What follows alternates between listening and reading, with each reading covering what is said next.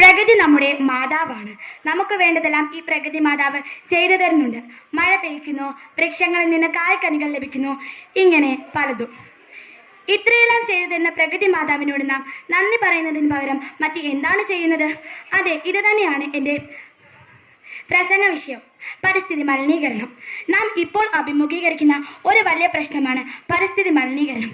പരിസ്ഥിതി മലിനീകരണം 3 തരത്തിലാണുള്ളത്: ജലമലിനീകരണം, വായു മലിനീകരണം, ശബ്ദ മലിനീകരണം.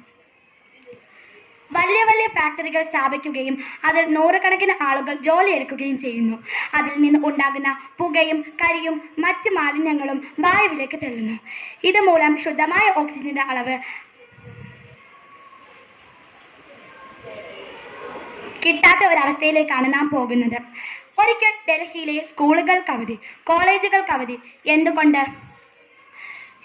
ശുദ്ധമായ ഓക്സിജന്റെ അളവ് അവിടെ അത്രയേറെ കുറഞ്ഞിരിക്കുന്നു. വായു പ്രകൃതിയിലെ ഒരു വരദാനമായാണ് നാം കാണുന്നത്.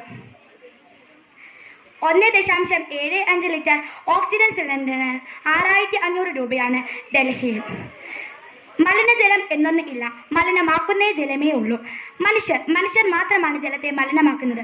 മറ്റ് എല്ലാ ജീവജാലങ്ങൾക്കും ജലത്തിന്റെ പ്രാധാന്യം അറിയാം. പണ്ട് കേരളം എന്ന് പറയുന്നത് ഏറ്റവും കൂടുതൽ ശുദ്ധജലമുള്ള ഒരു നാടായിരുന്നു. എന്നാൽ ഇപ്പോഴത്തെ അവസ്ഥയോ? ജലത്തെ പറ്റി ഇപ്പോൾ ഉള്ളവർ പറയുന്ന ഒരു ചെല്ലുണ്ട്: അപ്പൂപ്പൻ ആറ്റിൽ കണ്ടു, അച്ഛൻ കിണറ്റിൽ കണ്ടു, ഞാൻ പൈപ്പിൽ കണ്ടു, മകൻ കുപ്പിയിൽ കണ്ടു, ചെറുമകൻ ഇനി എവിടെ കാണുമോ ആവോ.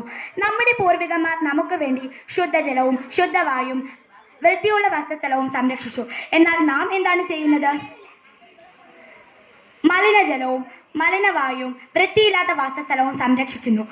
അതുകൊണ്ട് നമ്മുടെ പൂർവികന്മാർ സംരക്ഷിച്ചതുപോലെ ശുദ്ധവായും ശുദ്ധജലവും വൃത്തിയുള്ള വാസസ്ഥലവും സംരക്ഷിക്കാം എന്ന് പറഞ്ഞുകൊണ്ട് ഞാൻ നിർത്തുന്നു. നന്ദി, നമസ്കാരം.